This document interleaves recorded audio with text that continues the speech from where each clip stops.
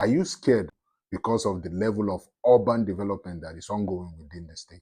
Just recently, I did a video titled Marine Habitat Today, Human Habitat Tomorrow, and I was just narrating the fact how that lakes were being sold as plots of land and development had taken over those lakes, and there was just a little portion that was left. We're not prioritizing wildlife as we ought to. Like, what is the impact, whether positive or negative, of urban development on the environment? So let's start with the negative. The first one is habitat loss and fragmentation. So what does that mean? It simply means that as development commences, we lose forests, we lose wetlands, we lose the swamps, we lose vegetation, we lose a lot.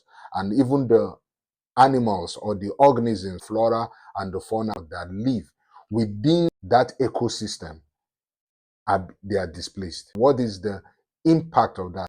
Human-animal conflict escalates. It has happened to many people. It has even happened to me, whereby the buildings or the plots of land closest to where I stay were being cleared or was being cleared. And then you find snakes running into the next compound. Okay? That has created a conflict of some sort.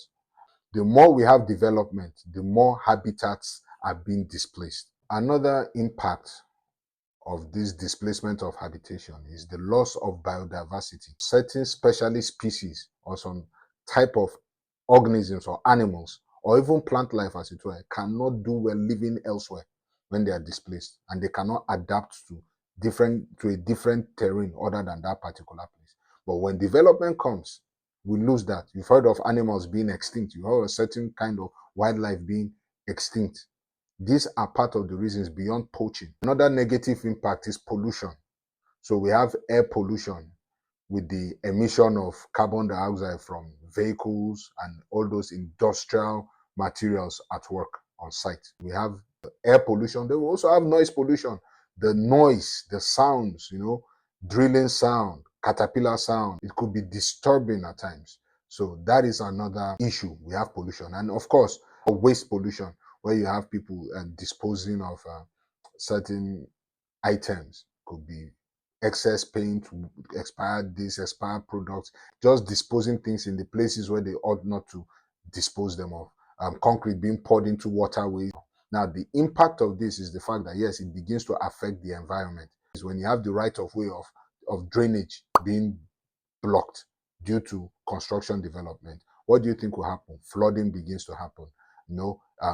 Certain vehicles may not be suited for certain terrain, and when you take it in there, it begins to spoil the entire fabric or the settings of the earth, and that could easily lead to erosion. Another negative is the increased resource consumption. So we begin to overburden natural resources, high use of water, high use of timber, of wood, and some other resources that are supposed to be managed effectively and efficiently because we are running development projects. Some people, especially those who advocate for the environment, will be against development.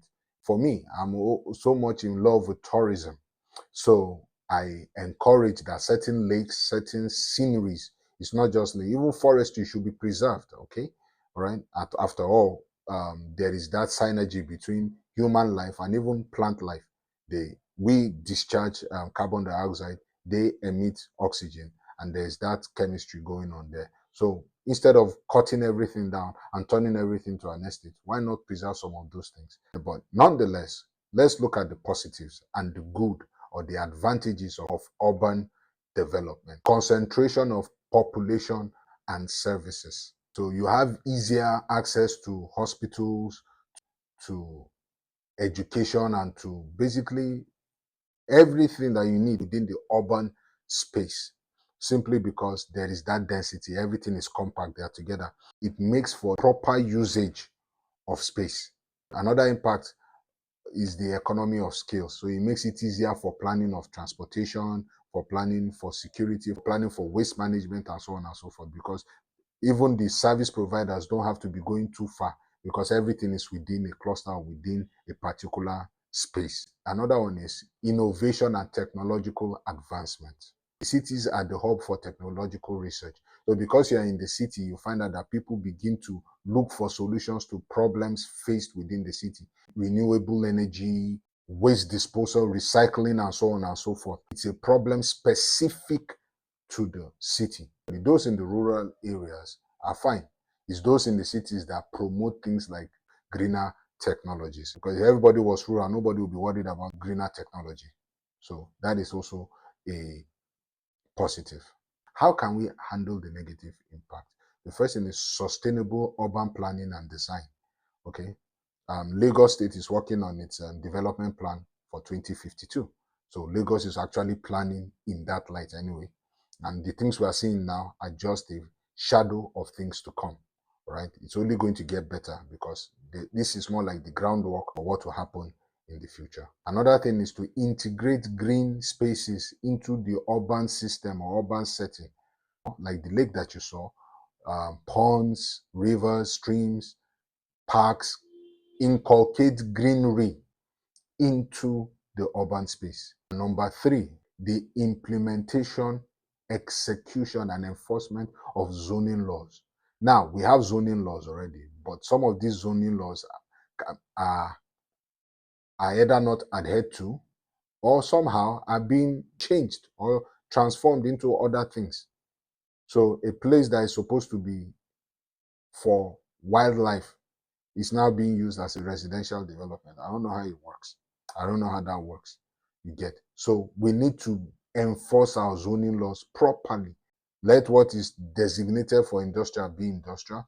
Let what is designated for residential be residential. What is designated for wildlife, for the greenery, be that, and so on and so forth. Everything I've said today, the bottom line is to balance urban development with environmental preservation. That is all I'm trying to